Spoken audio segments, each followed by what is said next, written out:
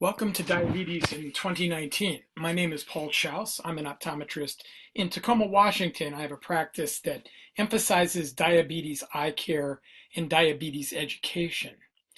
Here are my disclosures. I'll do my darndest to try not to be unduly influenced by my associations with various industrial organizations and groups.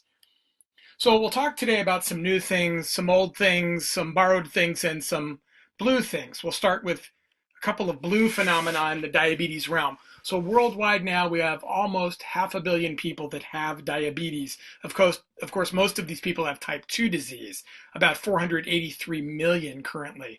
Half of all people that actually have diabetes today worldwide are undiagnosed. And the US is doing better with about 27% of people having the disease undiagnosed, but still it's a large percentage of the population. 5 million deaths were directly attributable to diabetes in the year 2017. And most of these, half of these, were in people that were young, under the age of 60. You or the person next to you almost certainly has or will soon have diabetes, or at the very least, prediabetes. So costs of diabetes care to the U.S. economy were 327 billion in the year 2017, and that's up from 245 billion in 2012. So that's about a 26% increase in diabetes costs after adjustments for inflation. So let's spend a moment talking about some new things, and that'll be, in fact, probably the majority of the talk. So the first thing I wanted to mention is the American College of Physicians came out with this updated practice guideline for type 2 diabetes, where they essentially said it's okay to let patients' blood glucoses remain high. In fact, for older patients, there should be no judgment of physicians for how good of a hemoglobin A1C patients achieve. And that if patients had a lower A1C, for instance, under 6.5, that therapy should be de-intensified. Now, as eye doctors, we know that's going to result in more diabetic retinopathy and more vision loss. And this completely runs counter to the recommendations of the American Academy of Clinical Endocrinology, as well as the American Diabetes Association. So just thought that was an interesting clinical practice recommendation from the American College of Physicians. So let's talk a bit about continuous glucose monitors. I'm going to talk about these devices that continuously measure patients' blood glucose. They have to be calibrated oftentimes, but they give patients constant biofeedback about their current state of blood glucose control. And we'll talk momentarily about each of these devices. So the first thing is the Dexcom G6 continuous glucose monitor, or CGM.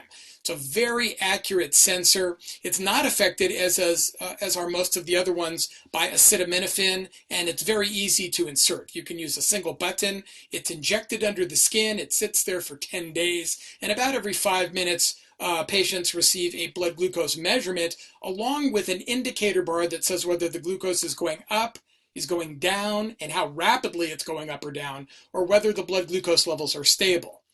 It's been approved recently for Medicare patients that are using insulin therapy, whether they have type 1 or type 2 diabetes. It's a little more expensive, though, than the next device, which is the Freestyle Libre device from Abbott. It's a handheld scanner. It uses what's referred to as flash glucose monitoring. Flash because it's not constantly giving you the reading. You have to hold a scanner over the device that's applied on the upper arm, and it gives you instantaneous measurement of blood glucose. It's calibrated at the factory, so it doesn't require any blood glucose calibration by drawing blood from the patient's finger. It's been approved for both type 1 and type 2 diabetes. It is a huge hit with patients that are on insulin therapy with type 2 diabetes. And it lasts for up to 14 days on the arm, provided it's not torn off by the user or by the wearer. And the interesting thing is that this recent analysis showed that patients that scanned their blood glucoses more frequently, in fact, achieved significantly better hemoglobin A1C. And we know that's going to result in fewer patients with diabetic retinopathy and hopefully sight-threatening diabetic retinopathy. This is the latest iteration of this whole idea, but it's a 90-day surgically implanted sensor that goes under the skin. It's injected, or rather surgically implanted under the skin, typically on the arm, and it can sit there for 3 months, doesn't require calibration. It, like the Dexcom device, is not affected by acetaminophen. Tetracycline does interfere with it, though, and it's been FDA approved The cost is about equivalent to the other continuous glucose monitors. The issue is that it has to be surgically implanted and then explanted after the 90 days. So a little more labor intensive. This is, the latest and greatest in insulin pump technology, the Medtronic 670G. So what this is a glucose, continuous glucose monitor that gives data to the insulin pump.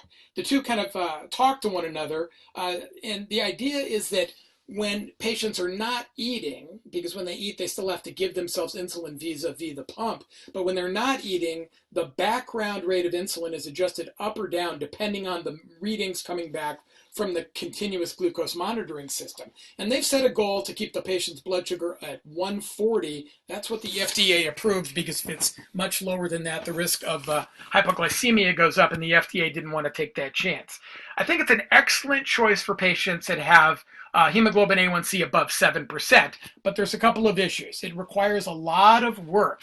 It is constantly asking for calibration, and customer service from Medtronic reportedly has not been good with the demise of Johnson & Johnson in the marketplace for insulin pumps. And so that's something that you have to always be aware of, is how good is customer support. I think that this pump is going to get better and better as time goes by. Medtronic is a major player in the market, and likely their upcoming iterations of this kind of technology are going to prove to be better and better as time goes by.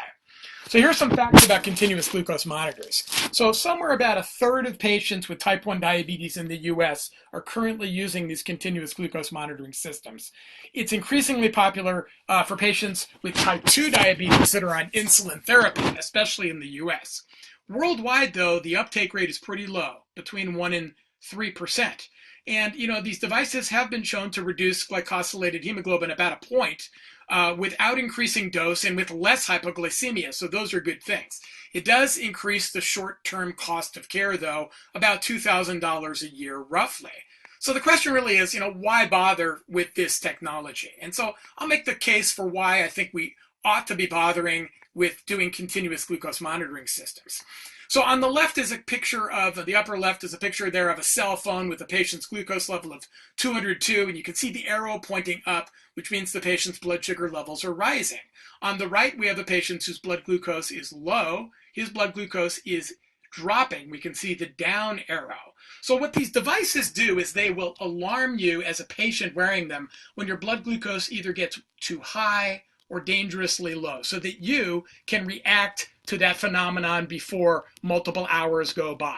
So we have a graph there on the upper right just showing a patient with very unstable blood glucose measurements going up and down all over the place. And so what's really becoming key in diabetes management per endocrinology is what's called the TIR, or the time in range. And this refers to the percentage of the day that a patient's blood glucose levels remain within a certain pre-specified range, typically from 70 milligrams per deciliter up to about 180.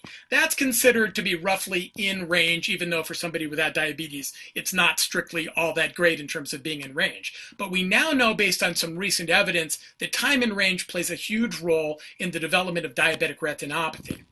So why isn't hemoglobin A1C the whole story? That's what we've relied on now for decades. Well, these are three patients, hypothetical patients, that all have an hemoglobin A1C of 7%.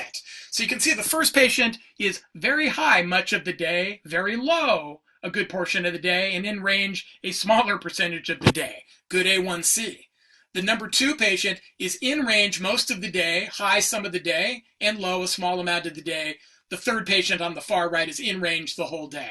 So these patients are going to have different life experiences depending on which group they fall into, and you can of course have hybrids of these groups. So if a patient is expending a lot of time in hypoglycemic range, even though their hemoglobin A1C may be good, the quality of life goes down.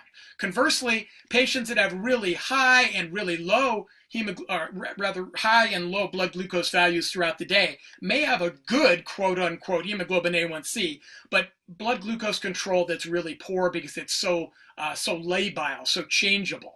So the US spent more than $1 billion in 2009 on hospitalizations for severe hypoglycemia. So hypoglycemia ends up costing a lot of money, and it can actually kill patients. There's a phenomenon called the dead in bed syndrome, where patients go to bed, their blood glucose is dropped too low, typically under 30, and their heart simply stops and they perish. So to correct that, now this is just something I wanted to throw in, and I think there's a CE question on this later, so forgive me, but there is now an application for nasal glucagon. Normally it has to be prepared and injected, but this new glucagon apparatus would allow you to snort it, basically sniff it in your nose, and get blood glucose levels elevated rapidly, and this could save somebody's life. So back to continuous glucose monitoring, though, in time in range. So the time in range that is typically used now by the people doing the research on this is between 70 and 180. If you're under 70 or below 180, you're out of range. And now these continuous glucose monitoring systems have software that will actually measure a patient's percentage of time that they're in the normal range. Here's why it's a big deal, this bottom bullet point. A 10% decrease in time in range increases the risk of diabetic retinopathy getting significantly worse, or of developing in the first place, by about 60%. And this is based on a post hoc analysis of people from the Diabetes Control and Complication Trial who were measuring their blood glucoses by fingerstick blood draw multiple times a day. And that's a really big deal. So let me make the case for why that might be a big deal. So here's a typical patient, moderate non-proliferative retinopathy, has had type 1 diabetes for 10 years. The hemoglobin A1C is reasonably good at 7%. The patient's time in range between 70 and 180 is 60% of the day. So that's 14.4 hours. So let's say we wanted to try to reduce this patient's risk of developing sight-threatening diabetic retinopathy, or STDR. So there's a couple of ways we could do this. One is to conventionally lower the hemoglobin A1C and to effect a 40% reduction in progression to either diabetic macular edema or proliferative diabetic retinopathy. The hemoglobin A1C would have to be reduced to about 4%. Now that's virtually impossible for somebody with diabetes without provoking profound and chronic episodes of low blood sugar that could threaten a patient's life. It's just not doable. But using this time in range calculus, if you can increase the time in range to 73.6%, up to 17.6 hours a day, you're getting the same 40% risk reduction in progression of the patient's moderate NPDR to a more severe disease state that immediately threatens vision. And this is going to be particularly beneficial when patients have a reasonably good hemoglobin A1C, when it's reasonably low, let's say under 7 or 7.5, but also when the time in range is also quite low, let's say 60% or less. Most endocrinologists are now saying if you can get your time in range above 72%, that seems to be the most advantageous in terms of developing micro and macrovascular complications of diabetes. So here's the result from the Dexcom Clarity app showing this patient was in range 87% of the time during this particular time period, which is only about a week. So you can do it for a week, a month, 3 months, and of course, the more data that you gather, probably the more useful it is.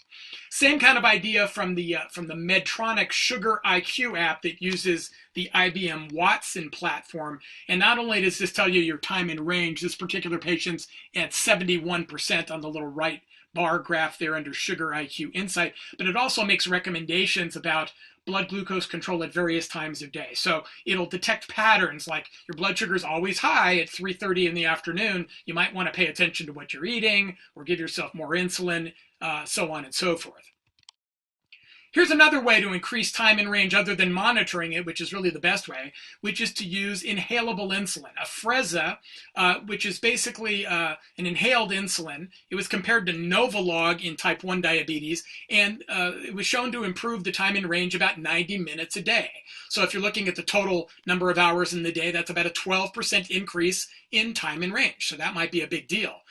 This particular insulin is not very popular in the United States. I tried it for about a year, and the problem was it was irritating to my lungs, causes you to cough because the alveoli are really sensitive to having something, introduced into the lung. What I've had better luck with is something called Fiasp, which is fast-acting insulin aspart, which is Novolog in an injectable form that works about doubly fast as conventional Novolog. So it brings the patient's blood glucose levels down very rapidly compared to other injected or pumped or even inhaled insulins, and it's a way to restore yourself into a being within the time and range if you use this insulin rather than conventional insulins.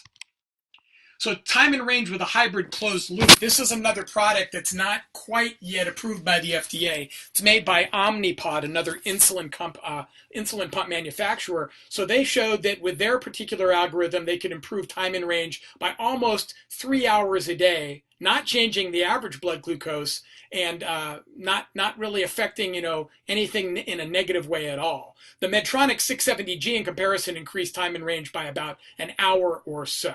So it looks like maybe this Omnipod Horizon system has a better algorithm, perhaps, for keeping patients within range. Another way, and maybe the most beneficial way from an insulin and therapy standpoint to improve time and range was this bihormonal closed-loop insulin pump that uses insulin, Novolog, and something called amylin or pramlintide. And the adverse event profile was similar. So what is pramlintide? It's synthetic amylin. Amylin is made by the pancreas in the beta cells that produce insulin. Amylin is also made by the beta cells, and it's co-secreted with insulin by the beta cells. And it has multiple actions. It reduces appetite, it slows down gastric emptying, and it also blocks hepatic or liver glucagon release that drives blood glucose levels up. So this kind of bihormonal insulin pump appeared to be better than conventional insulin in an insulin pump. So really a big thing that has come about with the more recent diabetes drugs, because some of them, like the TZD drugs like Actos and Avandia, were associated with a higher risk of cardiovascular issues, especially congestive heart failure. So for all new drugs now getting FDA approval, they look at cardiovascular outcome with that particular drug to prove that it's either no worse than normal therapy or hopefully going to be better than normal therapy. So we know that diabetes increases the risk of a cardiovascular event for coronary artery bypass and a stroke 2 to 3-fold. We know that sulfonylureas particularly increase the risk, especially the older ones like glipizide and glyburide. We know if patients have retinopathy, their risk of heart disease goes up. If they have kidney disease, the risk goes up. So we have these new therapies that actually appear to decrease the risk of developing cardiovascular events or of dying from cardiovascular events. And so I'll talk about each of these. So the sodium glucose transporter type 2 reuptake inhibitors. I know it's a mouthful. All of these drugs end with the suffix flozin, F-L-O-Z-I-N. And that's convenient because what these drugs make you do is urinate out, flow out more glucose in your urine. And there's 3 drugs, actually 4 drugs now available: Invokana, Farxiga, Jardiance, and Steglatro. And when the blood glucose level gets above 180, the floodgates open up. Glucose gets into the bladder where you urinate it down, so you're losing calories, you're losing fluid, so you actually end up losing weight and the blood pressure goes down. So multiple studies have shown reduced glucose variability and weight loss, as well as a decreased risk of heart disease, cardiovascular events. About a 40% decreased risk of cardiovascular mortality using Jardiance, which is probably the drug that has the biggest evidence with respect to preventing cardiovascular events. It's also known as empagliflozin. So other drugs that decrease cardiovascular risk, in addition to the SGLT2s, are the glucagon-like peptide analogs like Victoza, Trulicity, and the newest one is Ozempic. Also, it's interesting that meta-analysis showed that you can reduce cardiovascular risk with any use of GLP-1 analogs like Victoza and Byetta, or the sodium glucose transporter drugs compared to sulfonylureas. And this may be the most important thing I'm going to tell you in this whole talk.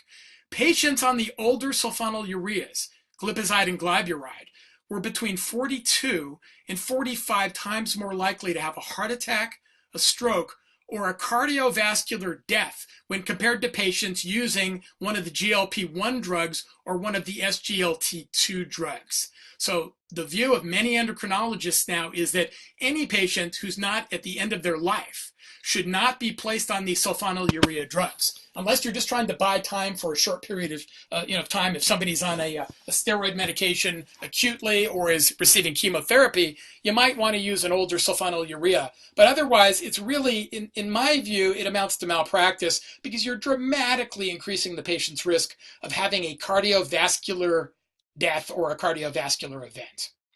So the way these drugs work, again, I've already alluded to it, is that it lets sugar, which is really typically absorbed back into the bloodstream in the kidney, it lets it dump out into the bladder. So this was maybe one of the more provocative studies called the Get Real trial. So what they showed was that in about 500,000 patients from 6 different countries, that using any of these SGLT2 drugs that make you urinate out sugar decreased all-cause mortality by about half, heart attack risk by about 20%, stroke by about a third, hospitalization for heart failure. A lot of patients with diabetes have congestive heart failure, cut the rate of hospitalization by 40% in patients who had heart disease already and also in those who did not. Now the data is only about a year old at this point, so we'll see if the strong protection holds up over time. But it's really interesting, and it provoked the American Diabetes Association in its clinical practice guidelines for diabetes for type 2 disease to recommend an SGLT2 drug as the second-line therapy for type 2 diabetes after metformin, but especially if patients have pre-existing heart disease. So one of these Flozin drugs ought to be added on if metformin is insufficient. I would make the case that it should be added on anyway because you're going to lower the patient's risk of dying more so than you will with metformin alone. So SGLT2s, Farxiga in particular, is expected to get approval for even type 1 diabetes sometime in the next year. The data, we're still awaiting final data, but it was shown to improve the time in range by about 2+ hours a day. What about the glucagon-like peptide receptor agonists? This is Victoza, Trulicity, Ozempic. So these drugs also appear to lower cardiovascular risk and death. The new one is semaglutide, which goes by the name Ozempic. It's on television all the time. It seems to result in the most weight loss and the biggest reduction in glycosylated hemoglobin. And now they have an oral version of this drug that reduces hemoglobin A1C. And they're looking at cardiovascular events in a trial called Pioneer 6 with the oral version of Ozempic. How about high-dose EPA? There was a trial recently published, presented at the American Heart Association meeting, that used high-dose EPA, eicosapentaenoic acid, which is part of fish oil. It was a 5-year randomized controlled trial with more than 8,000 patients who had high triglycerides, typically about 200 plus, and they had some history of either heart disease or diabetes. And what they showed was that using 4 grams a day of EPA ethyl esters, they call the product Vascepa, resulted in a dramatic reduction in adverse cardiovascular events of 25%. And here we see the results from the trial. If you look at any cardiovascular event, essentially favored the EPA as compared to usual care. And overall, in people with type 2 diabetes, reduced major adverse cardiovascular events, which includes heart attack, stroke, and death from those, as well as hospitalization for heart failure or a coronary artery bypass graft. Cut it by about a quarter. In non-white subjects, though, the effect was even more profound, with a 40% reduction in MACE for people of color.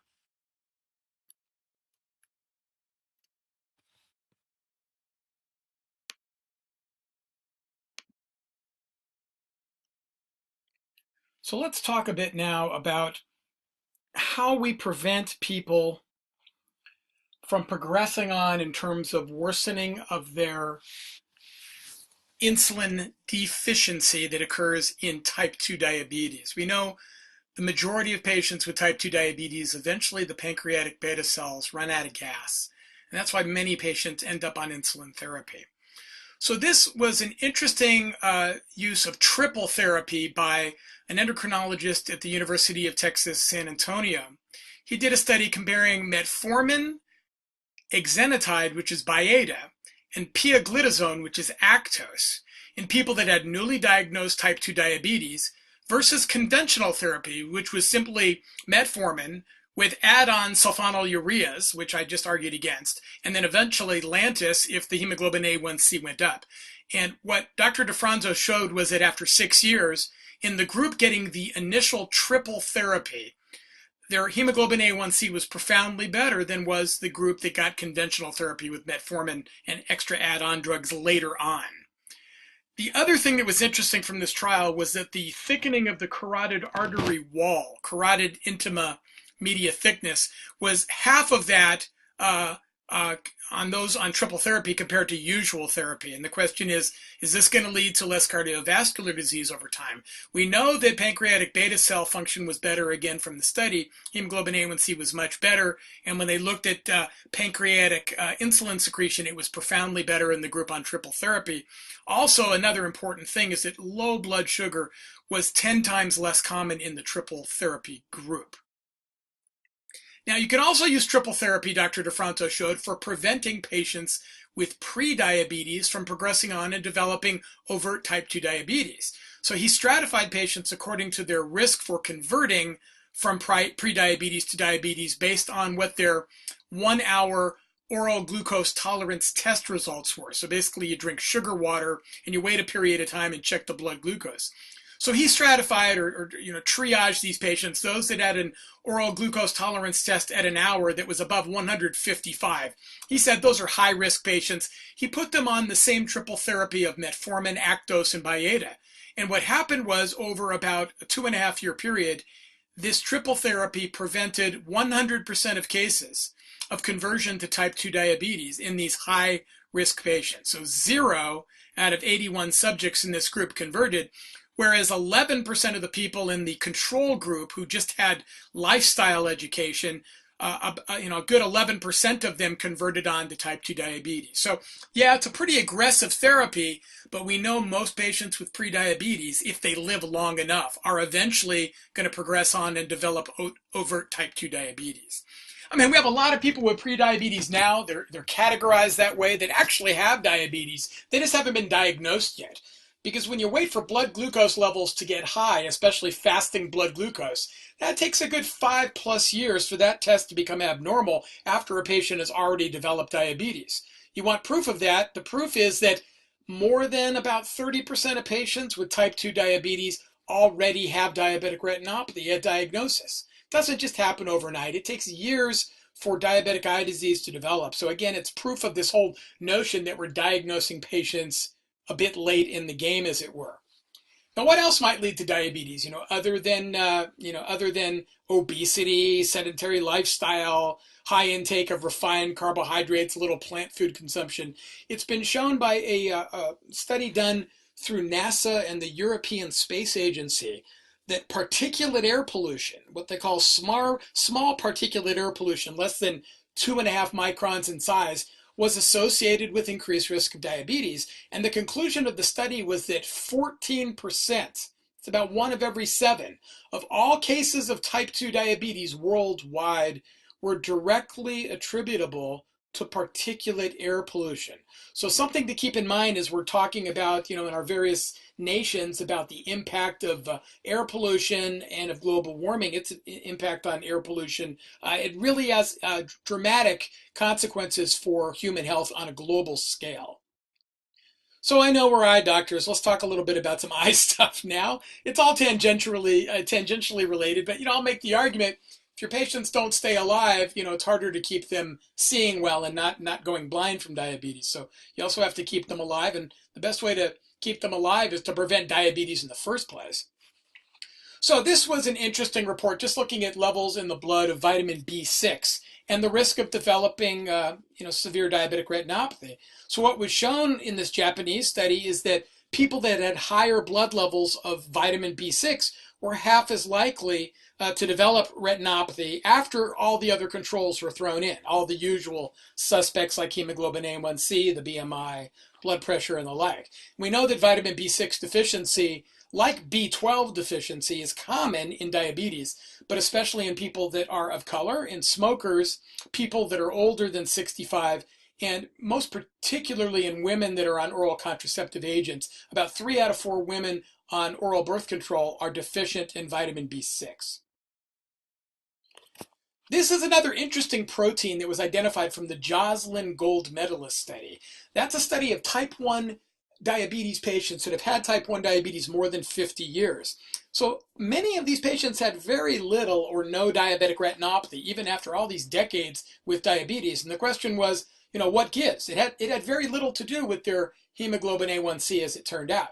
So one of the things I isolated in the serum of these patients was that they had higher levels of this protein called retinol binding protein type 3. This protein essentially allows nutrients to get past from the choroid through the choriocapillaris through the RPE into the photoreceptors. So the RBP3 protein allows the photoreceptors to get nutrition.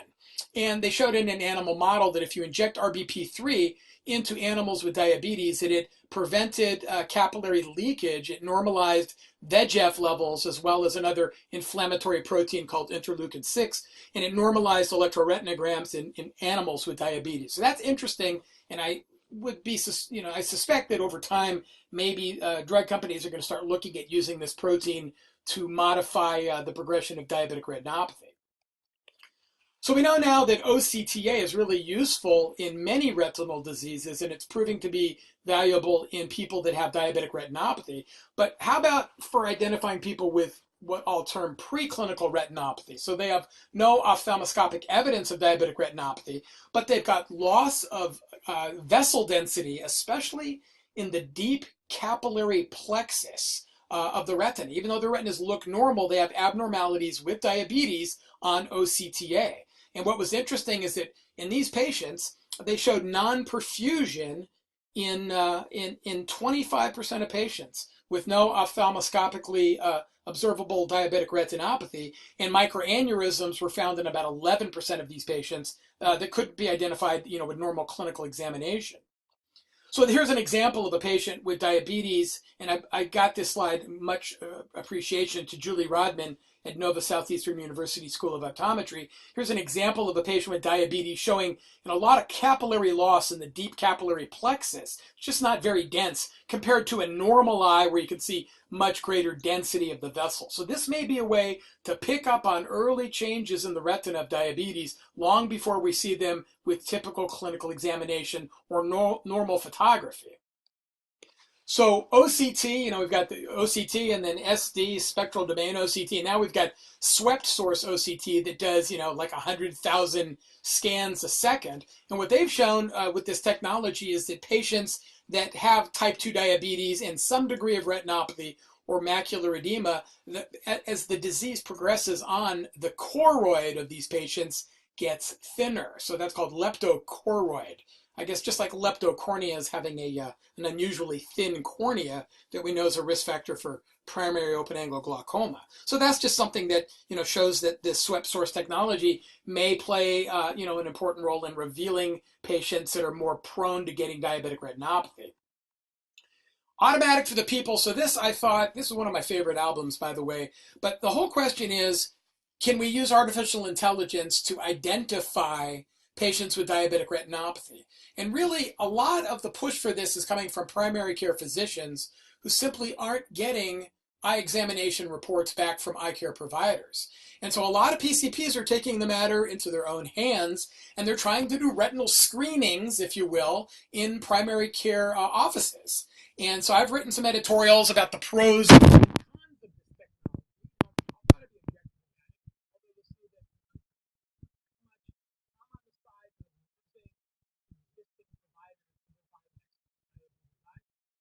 So the first system to get FDA approved is called the IDX that whole bill created by retina. So it's approved that artificial intelligence detects for diabetic retinopathy in primary care. It was 87% sensitive to detecting more than mild retinopathy. If it's less than mild, then it's not flagged. He was 100% sensitive for retinopathy equal to or worse than level 43 on the ETDRS scale. So that's moderately severe NPDR. But it does have a binary output. It's more than mild DR detected, go to an eye doctor for further evaluation, or negative for more than mild DR, see you back in a year for a rescreening in the primary care physician's office. So I think AI has great potential, especially in underserved communities. But the question is this really the model that we want to reverse as prevention? So they use a top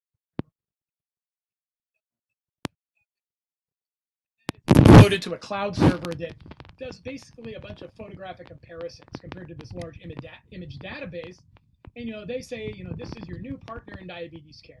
So I wanted to discuss this, and obviously you're not conversing directly back at me, so until the end of the program, but these are my thoughts about it. There's no sensitivity data for diabetic macular edema, and we know beyond all doubt that the leading cause of significant vision loss in patients with diabetes is diabetic macular edema. And it makes sense. It doesn't have OCT built in. They weren't able really to show any sensitivity with respect to DME. Secondarily, it doesn't evaluate the retinal periphery. And we know, based on studies coming out of the Joslin Diabetes Institute, that the peripheral retina may be predictive of patients that are most likely to lose their vision to diabetic retinopathy. There's no grading of diabetic retinopathy, so it's either more than mild or you're fine, come back in a year. And it has 13% false negatives. And for me, that's an unacceptably high rate of false negatives. Now, granted, over time, these devices are going to get better. The algorithms are going to get better. And will they replace us? I think the argument is that not only are we going to have to do a good job of identifying diabetic retinopathy and then treating it, but actually preventing it. Prevention is where the cost savings are, and that's where the action is for us as optometrists.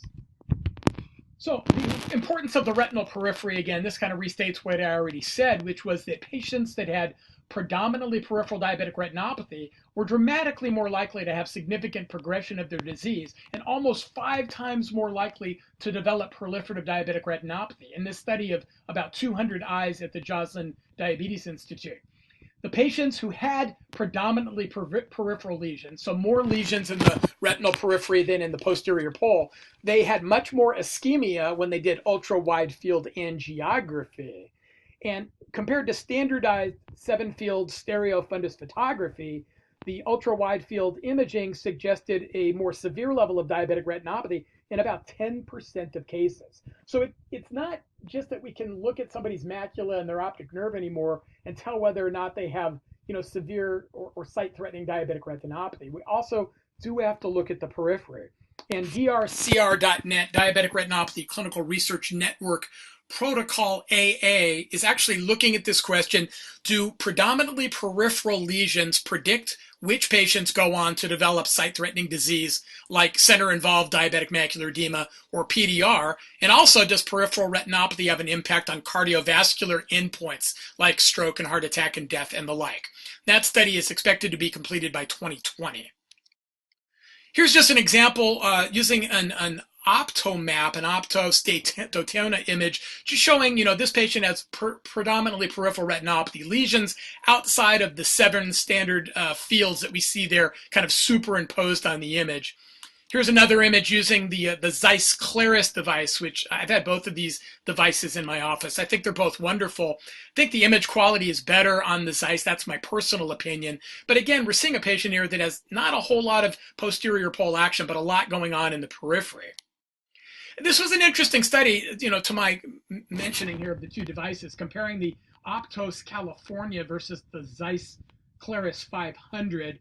They only used 46 eyes, and they did only a single image capture. So what they compared was how much of the retina could you see, how much of the retina was obscured. And predictably, of course, the OptoMap device, the Optos device, in a single field, you capture a lot more of the retina, up to 200 degrees, they say, whereas the Claris device will capture 133 degrees. But what they're not, it's not a fair comparison, because really the Claris device is designed so that you can take 2 side-by-side 133-degree images, overlap them, so you get the same useful, usable field of vision when you're evaluating somebody's retina. The interesting thing I thought from this study was that 85% of Optos images showed obscured areas, within the 7 standard ETDRS fields. And that was compared to only 7% of the Claris images. And they didn't evaluate, forgive me, I misspelled observed there, that's killing me, but there was no evaluation of observed areas outside of the ETDRS fields. And here's kind of the comparison. And, the upper images there, you see the Optos versus the Claris device. And yeah, you see more retina, but you can see the retina it's not the same coloration. And parts of the retina, including those within the ETDRS fields, are obscured. And that's what the bottom image is showing, is that the eyelashes, in fact, on the Optos device obscured some of the retinal area that's important. And we now know that areas outside the 7 standard fields are important. So I think it begs the question, you want to use a technology, a device that allows you to see the most retina possible as accurately as possible without obscuring the detail. And here's really, I'm just going back and forth on this. This is the single field Claris image versus, what you can do by spending 3 more seconds. You take a second image, and that's a more, I think, accurate comparison of the total area of retina that is observed with each device. I think they're both great. They both will play a huge role in identifying patients earlier on with diabetic retinopathy that needs to be managed and monitored more closely. So, improved classification of diabetes. So we now know that people with both type 1 and type 2 disease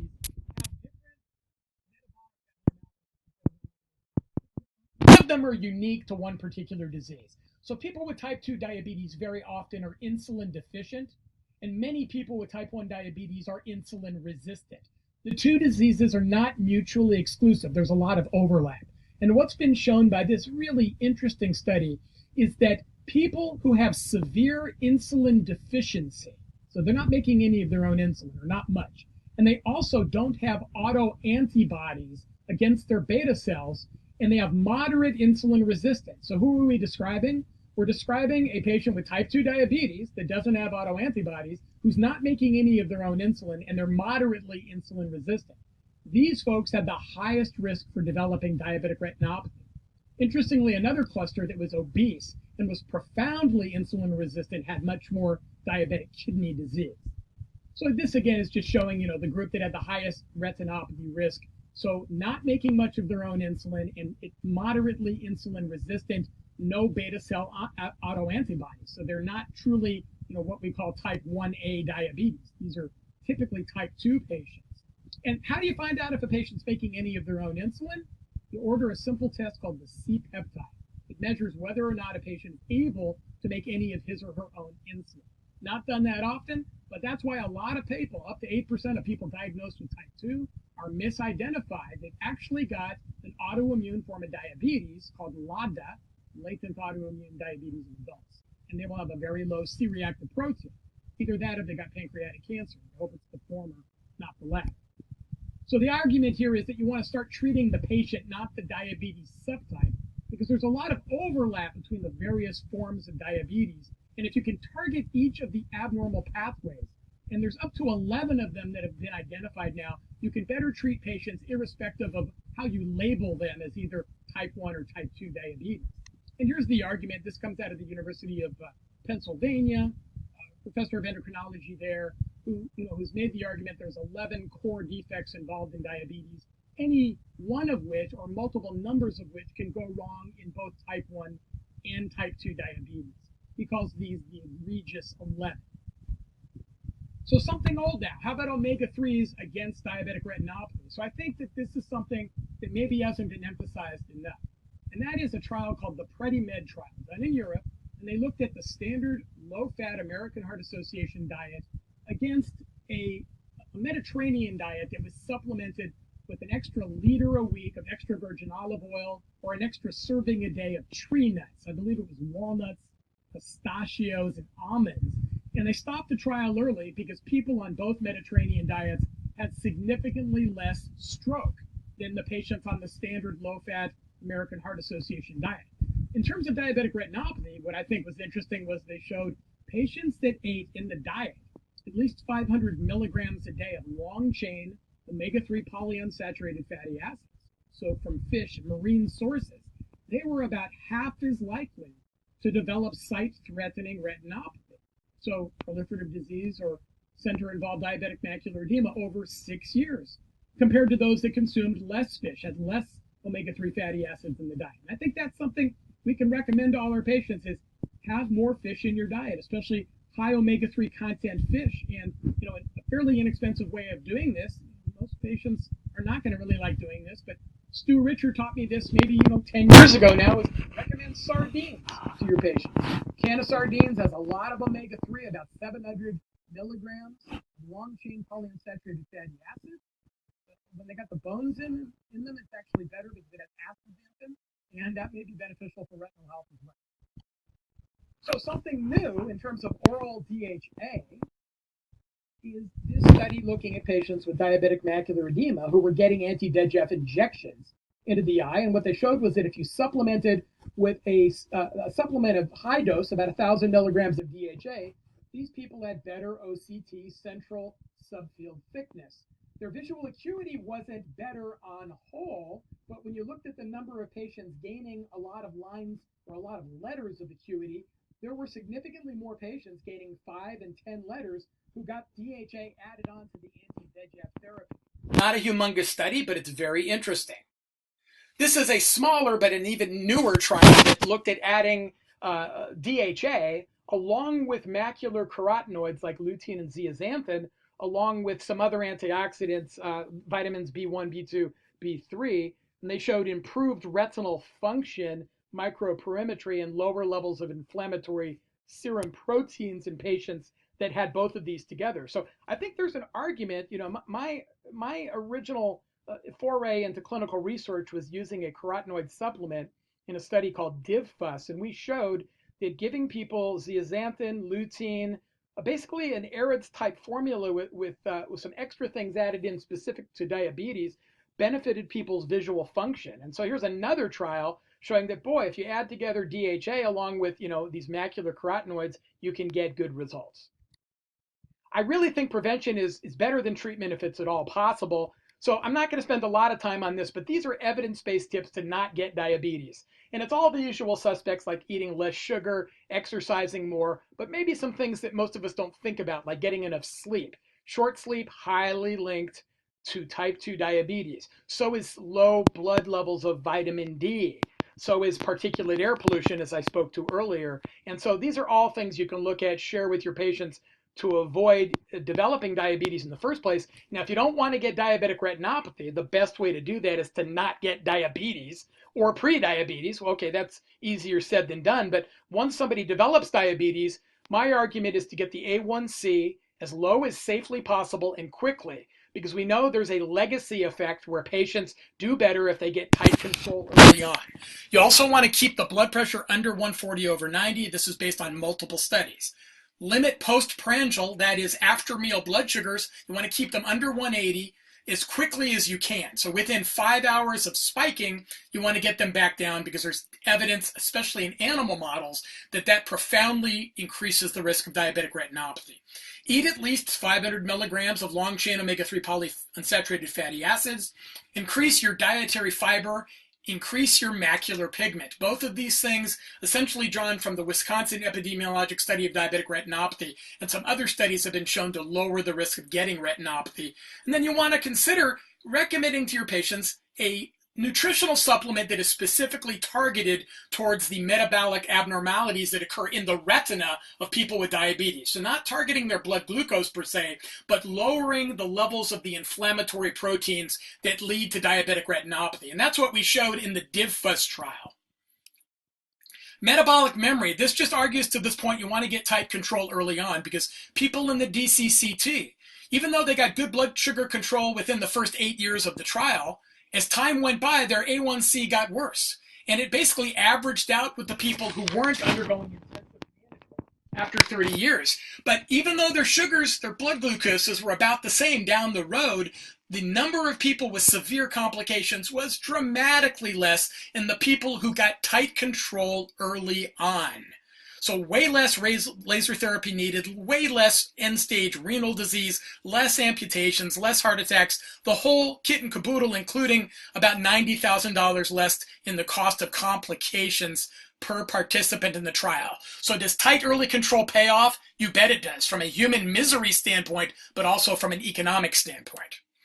So this is important because this is relevant to us directly to be aware of, is that Lucentis, the anti-VEGF drug, ranibizumab, has now been approved by the FDA for treating any degree of diabetic retinopathy, whether or not the patient also has diabetic macular edema. And what was shown was a two-step regression in the diabetic retinopathy severity scale with Lucentis, and also with Eylea, even though it's not approved for it yet, in about 40% of patients that had diabetic macular edema. We expect Eylea to get similar approval whether there's DME or not sometime in the next year or so. But you can now use Lucentis for people that have non-proliferative retinopathy without DME, and you can make their disease typically get better. So are we going to start injecting patients that have a few dot and blot hemorrhages? Maybe not, and here's the argument for not doing it so early on. The people that had the most benefit were the people that had at least moderately severe non-proliferative diabetic retinopathy, what they call ETDRS level 47 or worse. A significantly higher proportion of those patients getting Lucentis had at least a two-step regression in their diabetic retinopathy severity. That's the big deal there, is when it gets moderately severe, you get more bang for the buck and less risk because the benefits start to outweigh the risk of getting an intravitreal injection. Now, in this trial, everybody had diabetic macular edema. In the Panorama trial, which was done with Eylea, or Eylea, depending on how you pronounce it, they showed that aflibercept every 8 or every 16 weeks with people that had moderately severe to severe retinopathy without any macular edema had significant improvements in the two-step diabetic retinopathy severity scale, about 80% and 65% for 2- and 3-step regressions. Vision-threatening complications like proliferative retinopathy or rubiosis iridis, anterior segment neo, was reduced dramatically, more than 80%, and center-involved diabetic macular edema was also reduced by about 70%. So we expect Eylea any moment now, I should say, to be approved also for treating diabetic retinopathy either with or without diabetic macular edema, just like Lucentis. But it hasn't happened as of the date that I'm recording this. So here's an example of a patient, I think from the RISE or RIDE trial with Lucentis, showing an example simply of a patient getting an anti-VEGF drug and having a two-step regression of their diabetic retinopathy severity, left compared to the right photo there. Now clearly this patient also has diabetic macular edema, so it's not a straight up DR without DME case, but it's a very excellent illustrative example, I think, just for the visual significance that you can see just comparing the two photographs. So the important point for us to consider as optometrists is who should we be referring for diabetic retinopathy evaluation and treatment in terms of referring for retinal specialist evaluation.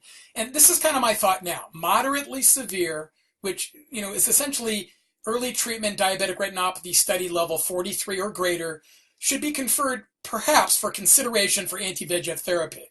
When it gets to level 47, moderately severe, all those patients should definitely go. Clearly, if somebody has diabetic macular edema or it's near the foveal center, you want to get those folks to a retinal specialist. But I also temper all this with looking at the patient's track record. Do they have lousy blood sugar control? Are they progressing rapidly? Do they have other complications like kidney disease or significant neuropathy? Do they no-show for a lot of appointments? Are they clinically depressed? Are they poor? So these folks have a higher risk for progressing and going blind. So these are patients that perhaps we ought to be thinking about referring in earlier than we would have otherwise. This is a patient I'm probably going to send in now because I have some DME, and I can't tell looking at the two-dimensional photo if they've got center-involved DME, but there's some exudate pretty close to the fovea. But the retinopathy shows some vein beating, some hemorrhaging, and I'm not looking at the periphery here, but especially if the patient's blood glucose control is not all that great, I'm probably going to send this patient in earlier than I would have before. Why do some people not show up? Why are they lost to follow-up? And this was an interesting study from UC San Francisco School of Medicine, and about 200 patients, and about less than half of patients attended less than 80% of their follow-up appointments. So a lot of people did not return for visits. And the risk factors for being lost to follow-up were having foot disease, so they've lost a toe, or they've got podiatric complications. If they've got foot and kidney disease, the risk goes up even more. If patients are depressed, they're about doubly likely to no-show. And then the biggest predictor was patients that had Medi-Cal, which is essentially Medicaid in California, or San Francisco city-based health insurance. So these patients that are indigent, who are on medical assistance, are patients that we really ought to be thinking about getting them earlier for treatment, because it costs a heck of a lot less money to keep them from going blind than it does to let them go blind. Another possible treatment now for diabetic retinopathy is there's a blocker that's in the works. It's coming out of the Genentech company, and it dually blocks two different protein receptors, both vascular endothelial growth factor and angiopoietin 2. And their molecule, they've named it now Farsamab. And so here's the data. So I'll tell you, what does angiopoietin 2 have to do with diabetic retinopathy? So basically, angiopoietin 1 comes in, and when it's activated, blood vessel walls are stable. So new blood vessels can't grow as easily, and vascular leakage is reduced. But when angiopoietin 2 is activated, the blood vessels become permeable and they grow little branches. And that's a setup for neovascularization and diabetic macular edema. So if you can block the angiopoietin 2 pathway, you can help diabetic retinopathy and macular edema. That's the argument. And here's what the data shows from this Farsamab trial. And this was compared to Lucentis, so Genentech's existing drug, and the drug they're trying to get FDA approval for, showed more letters gained, more people getting a lot of letters, and more people having more than a 2-step improvement in their diabetic retinopathy severity scale, and that's at about half a year, 24 weeks. So the new metric for evaluating whether or not a therapy works for diabetic retinopathy is not just making the retinopathy get better, but also making people's vision better. We've seen that vis-a-vis anti-VEGF therapy in diabetic macular edema. The old days, we'd laser people, hope it doesn't get worse, but now we're injecting them and hoping they not only get worse, but they get better. So improvements in visual acuity. Now, I'm near the end, I promise you. Hang in there with me. This is on my CE test, so I got to cover it. So, will alternate daily fasting, can it be deployed to reverse people that have type 2 diabetes, especially if it's early on? And the answer is yes. And this is based on my personal experience. These are my patients, 8 people I've seen over about the last 3 years, who were all obese, more than 40 pounds above ideal body weight, with a BMI ranging from 32 to 54. So they are obese to severely obese and morbidly obese. And we tried alternate daily fasting. So one day you eat a healthy diet, like a Paleolithic type diet or a Mediterranean, 1,800 calorie a day diet. And then the next day you just drink water or unsweetened tea. And I did this with my best friend from 7th grade first, because he came in to see me and he was suicidal. And the reason he was suicidal is that he developed erectile dysfunction when they put him on insulin, and he gained a lot of weight. So he said, I don't want to go on anymore. Can you help me? So we tried this, and he came back and had lost about 60 pounds about 6 months later. So in my 8 patients, it includes my friend, the anecdotal friend, hemoglobin A1C was reduced, and most of them were able to stop insulin therapy. All of them were on insulin when they came in. 7 out of 8 were able to discontinue insulin. So is that just me popping off? No, here's a study from the University of Toronto. Now, interestingly, their case series that was published only had 3 patients in it.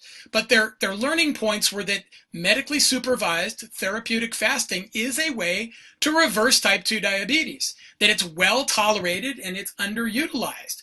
And the patients in their trial lost a lot of weight, great reductions in their waist circumference. All of them were able to discontinue insulin. All of them had significant reductions in their glycosylated hemoglobin.